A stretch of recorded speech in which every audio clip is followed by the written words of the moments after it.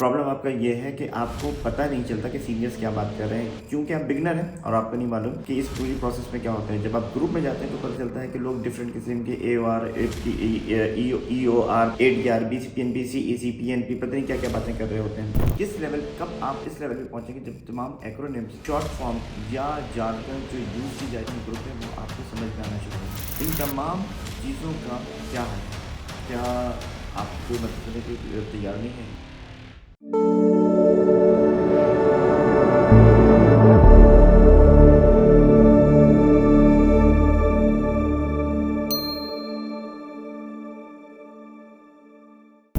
Everyone, जैसे Canadian immigration का आपको ख्याल आया, आपने 1-2 फेसबुक ग्रुप ज्वाइन किया या एनएस कम्युनिटी ऑनलाइन ज्वाइन की, जहाँ पे कैनेडियन इमिग्रेशन के बारे में बहुत ज़बरदस्त गुफ्तगू होती है।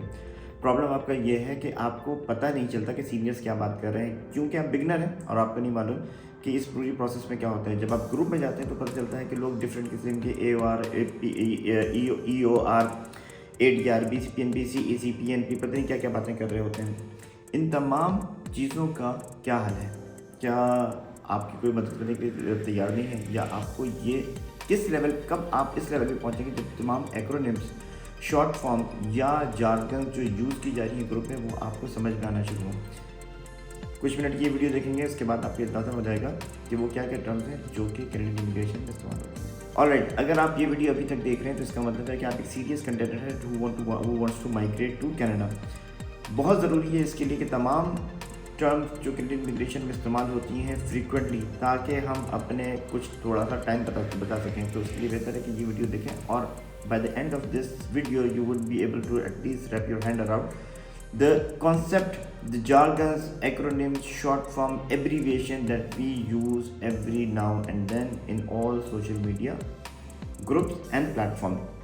जो शुरू करते हैं, इमिग्रेशन की पूरे लाइफ साइकिल में मुख्तलिफ जगह मुख्तलिफ टर्म्स इस्तेमाल की जाती है।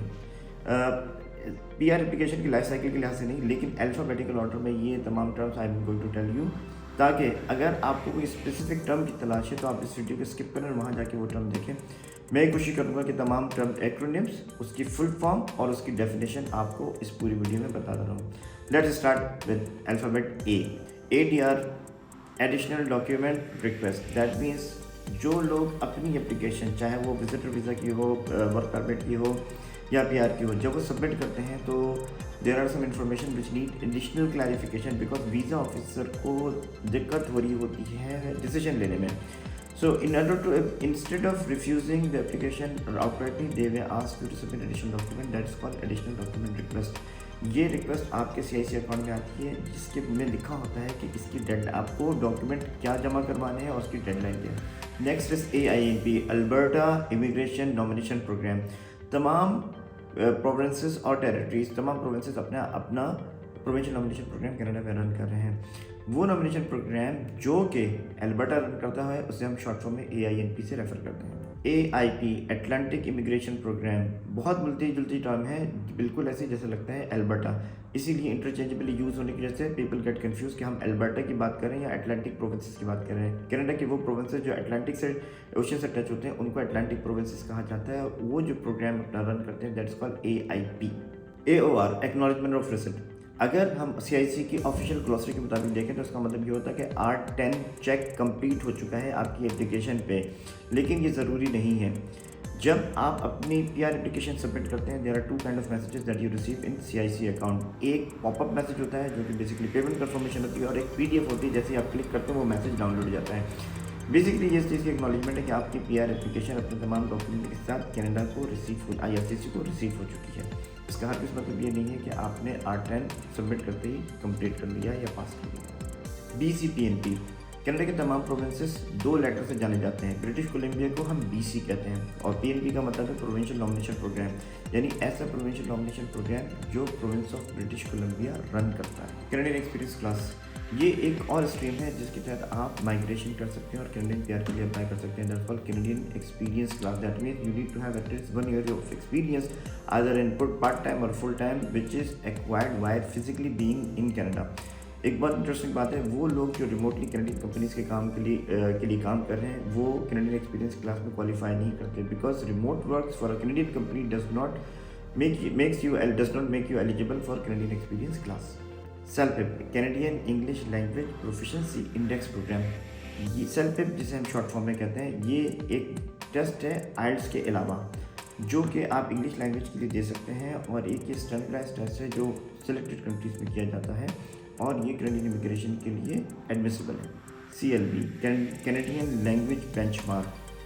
CLB का मूल आप जिक्र करते हैं कि CLB 9, 10 क्या फ़र्क है, और 8 आने से और 9 होने में क्या फ़र्क है। ये एक ख़ास टेबल है जिसमें ये बताया जाता है कि अगर आपके CLB 8 या 9 और 10 पॉइंट है तो आप कितने CRS स्कोर कर सकेंगे। कैनेडियन लैंग्वेज बेंचमार्क CLB 9 का मतलब ये होता है कि 8 in listening and 7 in rest of the section, that means 7 in reading, writing, speaking and 8 in listening, that makes CLB 9। जब CLB 9 आप लेते हैं तो एक मैजिकल स्कोर होता है CRS स्कोर में जो कि अचानक आपका स्कोर बूस्ट कर देता है, क्योंकि आपको स्किल ट्रांसफरेबिलिटी के एडिशनल पॉइंट मिलते हैं if you touch CLB 9 as a primary applicant. COPR confirmation of permanent residence. ये वो खुशी का मौका होता है जब आपको ये कहा जाता है कि कैनेडियन इमिग्रेशन अथॉरिटीज़ ने आपकी PR एप्लीकेशन पे डिसीजन ले लिया है और आप अपना पासपोर्ट एम्बेसी में जमा करवाएं। जब पासपोर्ट आपको वापस मिलता है उसके बाद एक COPR डॉक्यूमेंट होता है on the basis of which you would be able to land in Canada as a new immigrant. COR country of residence. Country of residence की हम बहुत जगह हम इसका जिक्र करते हैं। मोस्टली ये जिक्र होता है जब हम ट्रैवलिंग की बात करते हैं या पुलिस सर्टिफिकेट की बात करते हैं। कंट्री ऑफ रेजिडेंस वो होता है जहाँ कि आप शहरी या सिटीजन नहीं होते लेकिन आप ब्रीफली रह होते हैं, maybe on a study permit, maybe as a responsible sponsorship और maybe as a foreign worker. For example, if you belong to any other country and you are residing because of your work in UAE, that means आपका country of residence UAE है। CRS Comprehensive Ranking System, ये basically एक system है जो आपकी as, education, experience और skill transferability और connection to Canada की टर्म्स में आपको पॉइंट्स अवार्ड करता है, जिसमें एज, एजुकेशन, एक्सपीरियंस, लैंग्वेज का बहुत अहम रोल है। इसी बेसिस पे तमाम कैंडिडेट को जो एक्सप्रेस एंट्री पूल में होते हैं रैंक किया जाता है कि किसका क्या रैंक है। ये रैंक उस वक्त बहुत काम का होता है जब फेडरल स्किल वर्कर प्रोग्राम या CEC की ड्रॉ होती है। तो candidate are picked up from the pool based on their comprehensive ranking system score. ये स्कोर कैलकुलेट करने के लिए लिंक स्क्रीन पे दिया गया, you can use that and calculate your score precisely. CWP close work permit.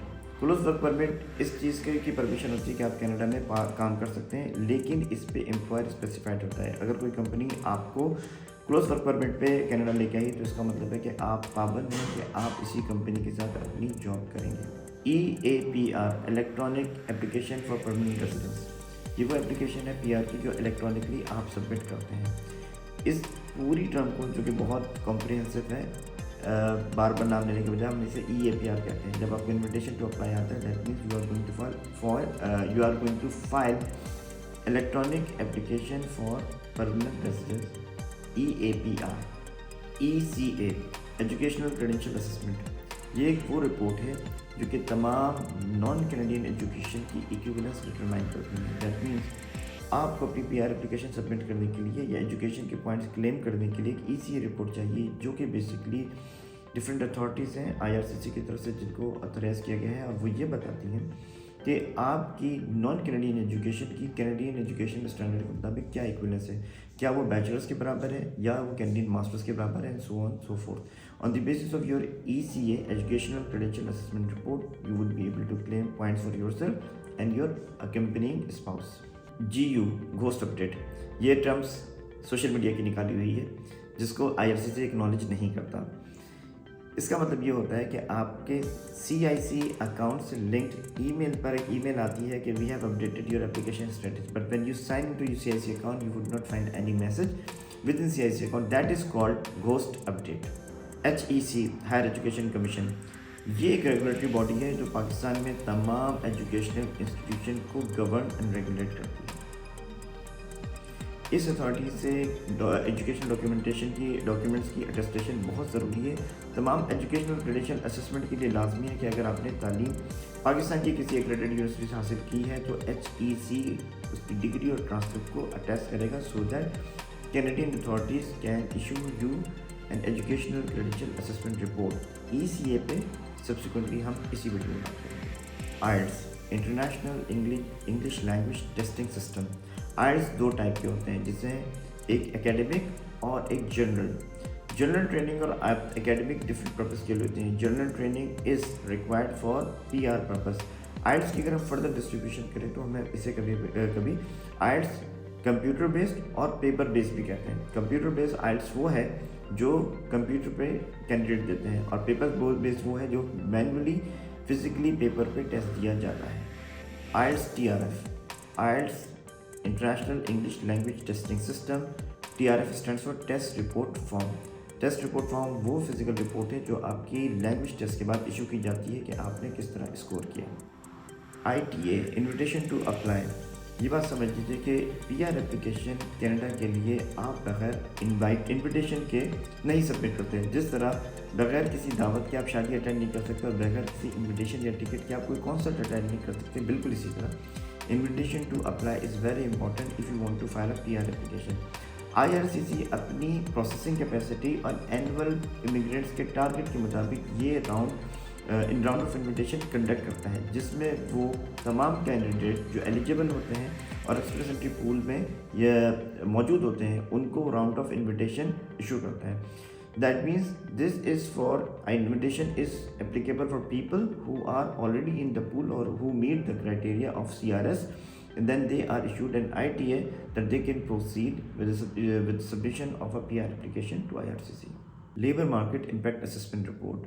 कोई Canadian company अगर outside of Canada से बाहर किसी एम्प्लॉय को इंगेज करना चाहती है तो उसको ये लेबर मार्केट इम्पैक्ट असेसमेंट हासिल करनी होगी। बहुत सारे प्रोफेशन ऐसे हैं जिनमें इसकी ज़रूरत होती है। There are handful of profession जहाँ जो labour market impact assessment exempted होते हैं। उसका मतलब ये होता है, एग्जेम्पशन का मतलब ये है कि कि अगर कोई कंपनी कनाडा से बाहर किसी को इंगेज करना चाहती है तो उसको labour market impact assessment positive या न्यूट्रल नहीं चाहिए, लेकिन जिनको चाहिए उसके बारे में बताता हूँ। Labour market impact assessment report से बेसिकली कैनेडियन एम्प्लॉयर ये साबित करते हैं कि उन्हें अपनी जॉब के मतलब का कैंडिडेट जो कि कनाडा में लीगल स्टेटस रखता हो, यानी वो या PR हो, सिटीज़न हो या ओपन वर्क परमिट पे अवेलेबल हो, वो उन्हें अवेलेबल नहीं है। That is why they have to bring somebody from abroad. और ये रिपोर्ट पॉजिटिव या न्यूट्रल ये जाहिर करती है कि if somebody is engage from outside of Canada that would have neutral और positive impact on the local job market, और अथॉरिटीज़ को इस बात पे कोई एतराज़ नहीं है कि कोई कैंडिडेट को कनाडा के बाहर से लाया जाए और एम्प्लॉय किया जाए। यही वजह है कि जब हम बात करते हैं कि जॉब ऑफ़र मिली है, ज़रूरी है कि आप ये पूछें क्या मेरी जॉब ऑफ़र के लिए labour market impact assessment arrange कर लिया गया है, क्योंकि this is not only a tedious process but it also involve some cost and effort. That is why Canadian companies would only selectively hire people from abroad because they have to go through this process of labor market impact assessment। वो companies जो Canada से बाहर मौजूद लोगों को engage करना चाहती हैं और हायर कर दिया, दैट मीन्स हायर करना चाहती हैं, उन्हें चाहिए कि वो companies employ economic and social development Canada से ESTC से रब्ता करें और लेबर मार्केट इम्पैक्ट असेसमेंट के लिए अप्लाई करें। Letter of explanation. Letter of explanation वो लेटर है जो कि फ्री फॉर्मेट है। आप अपनी कोई भी एप्लीकेशन IRCC को सबमिट कर रहे हैं, that means you have the option to attach additional document and disclose additional information which would help the visa officer to take a favorable decision on your PR application, study permit, work permit or whatever application you are submitting to IRCC।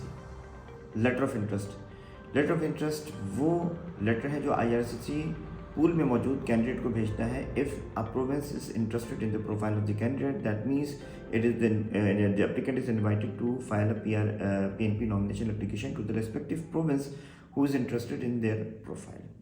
MEC minimum eligibility requirement, ये वो table है कि आपने सुना होगा कि मेरे 67 points बन रहे हैं या मेरे 67 पॉइंट्स नहीं बन रहे। मिनिमम एलिजिबिलिटी क्राइटेरिया आपकी एज, एजुकेशन, लैंग्वेज स्किल और स्पाउस के स्कोर से डिसाइड होता है। ये वो टेबल है जहाँ पे कैंडिडेट को 100 में से 67 पॉइंट हासिल करना चाहिए। That means candidate have to score 67 out of 100 points in order to be barely to meet the eligibility requirement, CRS table एक डिफरेंट टेबल है। MEC का मतलब होता है कि आप मिनिमम एलिजिबिलिटी रिक्वायरमेंट पूरी करते हैं। देयर इज अ पॉसिबिलिटी कि आपका स्कोर 350 हो, लेकिन आप MEC अगर आप पूरी नहीं कर सकते तो इसका मतलब है कि आप एक्सप्रेस एंट्री पूल में प्रोफाइल नहीं क्रिएट कर सकते। You can not enter into express entry pool. So that is the importance of minimum eligibility criteria. आपने कभी गौर किया कि एक टर्म यूज़ होती है मिनिमम एंट्री क्राइटेरिया, जिसे हम MEC कहते हैं। MEC का मतलब ये होता है कि आप अपनी एज, एजुकेशन, वर्क एक्सपीरियंस और स्पाउस फैक्टर की बुनियाद पर एटलीस्ट 67 स्कोर कर सकें out of 100।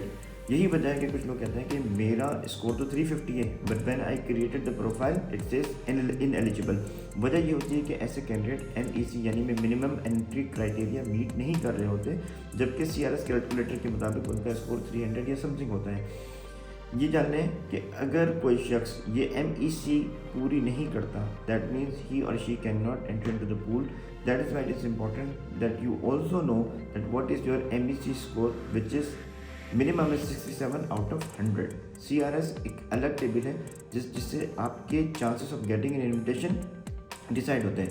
Minimum entry criteria का मतलब होता है क्या आप कनाडा के मुख्तलिफ फैक्टर्स की बुनियाद पर मिनिमम एंट्री क्राइटेरिया को पूरा कर रहे हैं या नहीं। अगर आपके पॉइंट 67 और बेटर हैं, that means you are meeting the criteria. If not, that means you are ineligible to create an express entry profile. NBPNP, NB stand for New Brunswick and PNP stand for provincial nomination programme, यानी वो provincial nomination programme जो province of New Brunswick run कर रहा है। NOC, national occupational classification codes, Canada में मौजूद तमाम legal professions को 5 डिजिट NOC कोड्स में डिफाइन किया जाता है। इनमें से कुछ codes federal skill worker programme के लिए एलिजिबल हैं और कुछ फेडरल स्किल ट्रेड प्रोग्राम के लिए।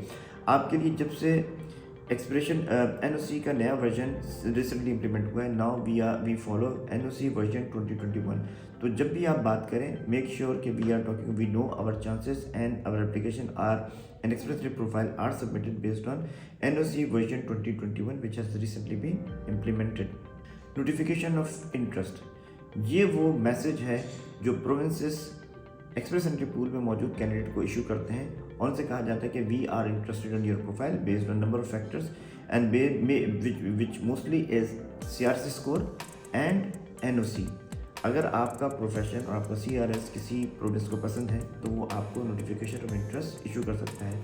लीडिंग प्रोविंसेस जो ये काम करते हैं वो हैं ओंटारियो और अल्बर्टा। दैट मीन्स अगर आप उनके इन डिमांड प्रोफेशन में वर्क एक्सपीरियंस रखते हैं, आपका एक्सपीरियंस उन प्रोफेशंस में है जहाँ जिनकी उन प्रोविंसेस में डिमांड है, दैट मीन्स और आपका CRS उस रेंज में आ रहा है जिस रेंज की वो कैंडिडेट तलाश कर रहे हैं, that means you would be issued a notification of interest. एक मैसेज आपके CIC अकाउंट में आएगा जो कि ये कहेगा कि hey, the province of Ontario is interested in nominating you.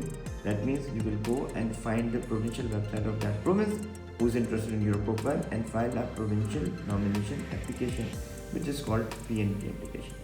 Occupation in demand, OID, इसका मतलब है ये वो occupations हैं जिनकी पर्टिकुलर प्रोविंस में डिमांड है और इस बात के चांसेस हैं कि वो प्रोविंस इन प्रोफेशनल्स को जो कि क्राइटेरिया मीट करते हैं, चाहे एज, एजुकेशन, लैंग्वेज का हो, नॉमिनेट करेगा, उनको अपना इंटरेस्ट एक्सप्रेस करेगा और maybe they can issue an ITA।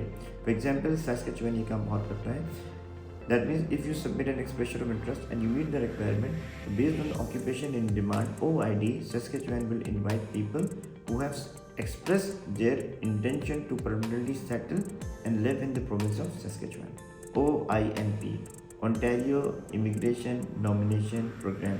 This is the leading PNP programme उन लोगों के लिए जिनके पास जॉब ऑफर नहीं है, जिनके रिलेटिव कनाडा में नहीं है, जिनके पास कैनेडियन एजुकेशन नहीं है, कैनेडियन एक्सपीरियंस नहीं है। ये वो मोस्ट पॉपुलर स्ट्रीम है जिसकी वजह से बेशुमार लोग कनाडा पहुंचने में कामयाब हुए, क्योंकि ये इन डिमांड प्रोफेशंस को सर्टेन लेवल पे अगर वो फेडरल स्किल वर्कर प्रोग्राम की ड्रॉ से जिनका स्कोर CRS नीचे भी है, हिस्टोरिकली ओंटारियो ने उन लोगों को भी नॉमिनेट किया है, इनवाइट किया है to file a PNP application जो certain criteria based on NOC and CRS meet करते थे। This is the most popular PNP program. PCC, police clearance certificate, interchangeably called police character certificate. तमाम लोग जो कनाडा में permanently settle होना चाहते हैं उनके लिए लाजमी है कि वो सिक्योरिटी और क्रिमिनलिटी पास करें, for which they need to submit their PCC police character certificate और पुलिस क्लियरेंस सर्टिफिकेट। हर कंट्री के लिए पुलिस क्लियरेंस सर्टिफिकेट की रिक्वायरमेंट डिफरेंट है। पाकिस्तान में चूँकि एक अथॉरिटी नहीं है जो कि अगर आप पाकिस्तान के डिफरेंट शहरों में रहें और आज आप PCC अप्लाई करना चाहते हैं, तो पाकिस्तान में अनफॉर्चुनेटली कोई ऐसी यूनिफाइड अथॉरिटी नहीं है जो पाकिस्तान के मुख्तलिफ शहरों में आपकी रेजिडेंस का एक रिकॉर्ड तरतीब दे और आपको एक सिंगल यूनिफाइड PCC इशू कर सके। लिहाजा पाकिस्तान के केस में जिस शहर में आप 6 महीने या उससे ज़्यादा रहे हैं, उसका पुलिस कैरेक्टर सर्टिफिकेट या पुलिस क्लियरेंस सर्टिफिकेट आपको सबमिट करना पड़ेगा। For instance, there are countries where unified bodies are available. In case of United States of America, if you have lived in USA on any status, that means you will have to get a PCC from FBI. Same goes with UK. There is a unified authority ACRO which will issue you a police clearance certificate for entire country, whether आप कहीं भी आपका stay रहो. Be very careful when you arrange police clearance certificate because अगर आप Canadian immigration authorities IRCC की website पर जाएंगे तो हर कंट्री के का स्पेसिफिक डॉक्यूमेंट वहाँ मेंशन है कि किस कंट्री से आपको क्या डॉक्यूमेंट लेना है। देयर आर कंट्रीज विच में इशू पुलिस क्लियरेंस सर्टिफिकेट और police character certificate in their native language, that means you need to get it translated. तमाम वो डॉक्यूमेंट जो इंग्लिश या फ्रेंच नहीं होते, याद रखें उनकी सर्टिफाइड ट्रांसलेशन लाजमी है। PNP provincial nomination programme, Canada के तमाम प्रोविंसेस न्यू इमिग्रेंट्स को अपनी तरफ अट्रैक्ट करना चाहते हैं, जिसके लिए ये प्रोविंसेस एप्लीकेंट की PR प्रोसेस को सपोर्ट करने के लिए 600 पॉइंट्स तक अवार्ड करवा सकते हैं। That means a candidate is interested in moving to Canada but they are indifferent. In order to attract, most of the people would stay in bigger cities. That is why provinces or smaller cities do not get benefit of new immigrants. Because new immigrants अपने साथ नई skill set लाते हैं and they have language capability, good work experience, they are young, they are medically fit, they have good character. So that means इस तरह के immigrant जब आते हैं तो provinces would be interested that they should attract them. Historically immigrants बड़े शहरों में सेटल होना पसंद करते हैं और छोटे शहरों का, छोटे प्रोविंसेस का रुख नहीं करते। यही वजह है कि प्रोविंसेस उन कैंडिडेट्स को अट्रैक्ट करने के लिए और रिटेन करने के लिए अपना अपना प्रोविंशियल नॉमिनेशन प्रोग्राम रन कर रहे हैं। अगर आप उन प्रोविंशियल नॉमिनेशन प्रोग्राम की क्राइटेरिया को मीट करते हैं, दैट मीन्स अगर आप एक्सप्रेस एंट्री पूल में हैं तो आपको 600 पॉइंट ऐड हो जाएंगे। Your point is 650, after nomination you will get 600 point and you will end up at 1050. That means next round of invitation जब ITA का इन्विटेशन टू अप्लाई का होगा तो you would most likely get an invitation to file a PR application. Proof of fund basically वो पैसा है जो कम से कम 6 महीने के लिए आपके अपने अकाउंट में आपको शो करना होता है। ये फंड्स किसी को पेएबल नहीं है, that means these fund would remain with you. लेकिन ये इस चीज़ की श्योरिटी होते हैं कि when you come to Canada as a new immigrant you will be able to sustain, और इमीडिएटली कैनेडा पहुँचते ही आप किसी फाइनेंशियल एड के लिए अप्लाई नहीं करेंगे या उसकी आपको ज़रूरत नहीं होगी। That means Canada wants to ensure that you are financially independent for at least 6 month when you arrive in Canada. Proof of fund का मिनिमम रिक्वायरमेंट जो है $13,000 कैनेडियन है फॉर लास्ट 6 मंथ। जैसे and this is driven by the size of the family. अगर आपकी family में primary applicant को मिला के a wife and 2 kids and that means you need to have to fulfill the requirement of POF which is according to the number of applicant। एक family size जिसमें 4 applicant हो उसका amount होगा $20,000 Canadian which has to be in a liquid form, in a financial asset form, in a bank or financial institution that you have to show। याद रखें ये वो पैसा नहीं है जो कि आपने कैनेडियन गवर्नमेंट को जमा करवाना है, या ये सिक्योरिटी है ना ही ये आपके एक्सपेंसेस है, बल्कि ये आप ही के पैसे हैं जो आपके काम आएंगे और आपको कनाडा में इनिशियल डेज में सेटल होने में मदद करेंगे। तो POF is not basically an expense, this is part of your asset and it remains with you. You have to bring these proof of fund from your country of residence और country of origin to Canada when you finally land here. PPR passport submission request एक वो खुशी की खबर है जिसको सब share करते हैं। दैट मीन्स आपकी PR एप्लीकेशन पर डिसीजन हो गया और आपसे ये कहा जा रहा है कि अब आप अपना पासपोर्ट करीबी कैनेडियन एम्बेसी में जमा करवाएं ताकि आपके पासपोर्ट पर PR वीज़ा लगाया जा सके। PRTD permanent resident travel document. अगर आप कनाडा पहुंच गए और आपने PR कार्ड के लिए अप्लाई कर दिया, लेकिन PR कार्ड के अराइवल से पहले आपको वापस अपने कंट्री जाना है या ट्रैवल करना है आउटसाइड ऑफ कैनेडा, सो आप ट्रैवल कर सकते हैं, nobody would stop you, but in order to enter into Canada you would need PRTD, which nowadays is taking 2 weeks. That means कि कनाडा में दाखिल होने के लिए अब आपके पास PR कार्ड नहीं है, बिकॉज जब आप कनाडा से निकले तो उस वक्त तक आपका PR कार्ड नहीं इशू हुआ था. You while sitting outside of Canada, you will have to apply for PRTD so that you can get back to Canada and you can cross the Canadian border.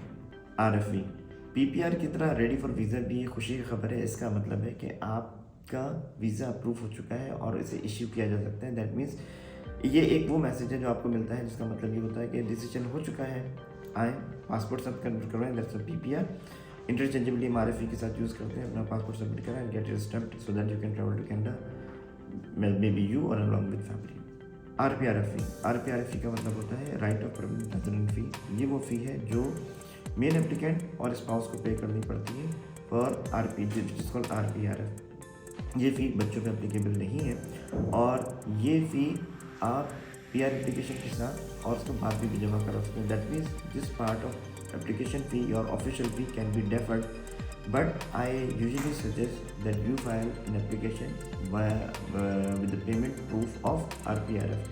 That means RPRF को आप upfront पे करें, otherwise आपकी application process जब इस stage पे पहुंचेगा कि आपको RPRF के लिए फिर एप्लीकेशन प्रोसेस को रोका जाएगा, RPRF की रिक्वेस्ट दी जाएगी, you will pay the fee and then decision आपकी एप्लीकेशन पे दिया जाएगा. SIN सोशल इंश्योरेंस नंबर वो है जिसके बगैर आप कनाडा में सर्वाइव नहीं कर सकते हैं. काम के लिए, जॉब्स के लिए, बैंक अकाउंट ओपनिंग के लिए और हर दूसरे काम के लिए जो लीगली आप करना चाहते हैं कनाडा में, आपको सोशल इंश्योरेंस नंबर चाहिए होगा. ये वो नंबर है जो फर्स्ट टाइम लर्निंग करती है, जिसके लिए आप अप्लाई करते हैं, इमीडिएटली आपको इशू कर दिया जाता है. The most interesting part of social insurance number is that there is no fee to apply and get a SINP. जिस तरह मैंने कहा कि तमाम प्रोविंसेस के अपने अपने प्रोविंशियल नॉमिनेशन प्रोग्राम है, तो जो provincial nomination program province of Saskatchewan run कर रहा है उसे हम SINP कहते हैं. इसमें 2 सब कैटेगरीज हैं जिसे हम कहते हैं SINP EE Saskatchewan immigration nomination program express entry से अलाइन होता है. दूसरी इसकी सब कैटेगरी जिसे हम OID कहते हैं, occupation in demand.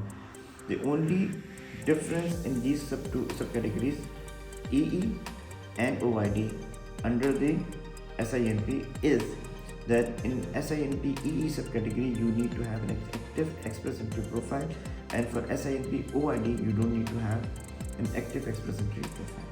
TOM 2 or more ये वो टर्म है जो सोशल मीडिया पे मेंबर्स ने और कम्युनिटीज़ ने खुद ईजाद की है. 2 और मोर का मतलब ये है कि कैनेडियन एजुकेशनल असेसमेंट में आपको 2 और मोर का इक्विवेलेंस मिली है. 2 और मोर की सिग्निफिकेंस वैल्यू है अगर आपकी बैचलर्स डिग्री है और आप एक पोस्ट ग्रेजुएट डिप्लोमा करते हैं, दैट मीन्स कि आपकी इक्विवेलेंस 2 और मोर बनेगी. इसका मतलब ये होता है कि यू हैव एटलीस्ट 2 और मोर degree out of which one of them is at least 3 years or a longer length.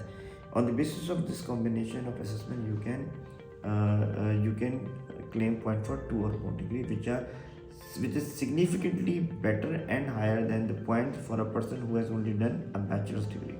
TR temporary resident तमाम वो लोग जिन्हें अपना पर्पस कंप्लीट करके वापस कनाडा से जाना पड़ेगा वो TR कहलाते हैं, जिसमें visitor, business visitor, tourist, study permit पे जो लोग मौजूद हैं और वो लोग जो किसी ऐसे वर्क वीज़े पे मौजूद हैं, that means they are temporary resident. It would have a validity and it is not indefinite. That means after your purpose is serve, आपका एम्प्लॉयमेंट कॉन्ट्रैक्ट कंप्लीट हो जाता है, आपका ट्रिप कंप्लीट हो जाता है, आपकी बिजनेस मीटिंग ओवर हो गई, तो you will have to go back.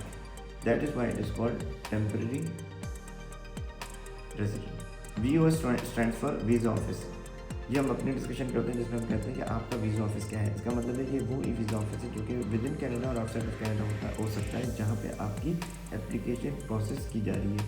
Visa office पता होने और ना होने के कोई ख़ास फ़ायदे और या नुकसान नहीं है, लेकिन हम at least we try to get an idea by asking other कि आपका वीज़ा ऑफिस क्या है, ताकि हम ये असेस कर सकें कि अगर आपकी एप्लीकेशन 6 मंथ में अप्रूव हुई थी और आपका वीज़ा ऑफिस वही है जो मेरा है, दैट मीन्स कि आई कैन एक्सपेक्ट कि मेरी एप्लीकेशन भी इसी टाइमलाइन में प्रोसेस हो जाएगी. I try my best to make things easier for you. So now अब जब आप ये फैंसी जार्गन सुनेंगे तो आपका सर कम से कम नहीं घूमेगा और आपको पता होगा कि लोग क्या बात कर रहे हैं. जहाँ कहीं भी जिस टॉपिक पे, जिस एक्रोनिम्स में, शॉर्ट फॉर्म पे, एब्रीविएशन पे, जार्गन पे, टेक्निकल टर्म पे अगर आप स्टक हो जाएँ, skip this video and watch that. Thank you very much, see you in Canada.